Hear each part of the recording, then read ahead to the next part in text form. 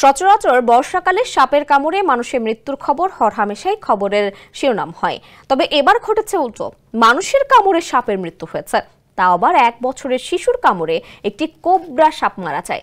নিঃসন্দেহে এটি চমকে যাওয়ার মতোই ঘটনা। গোবিন্দ নামের 1 বছরের একটি শিশু খেলছিল তার বাড়ির পাশে, আর তার মা বাড়ির পেছনে চুলা জ্বালানোর কাঠ গোছাচ্ছিলেন। হঠাৎ একটি সাপ বেরিয়ে আসে। শিশুটি সাপটিকে দেখে ভয় না পেয়ে উল্টো সেটিকে ধরে কামড় দেয়। এতে সাপটির মৃত্যু হয়।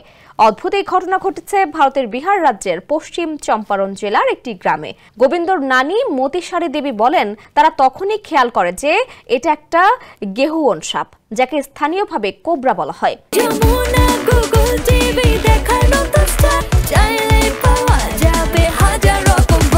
সাপটিকে কামড় দেওয়ার কিছুক্ষণের মধ্যেই গোবিন্দ অজ্ঞান হয়ে যায়। তাকে তড়িঘড়ি করে মঞ্চলিয়া প্রাথমিক স্বাস্থ্য কেন্দ্রে নিয়ে যাওয়া হয়।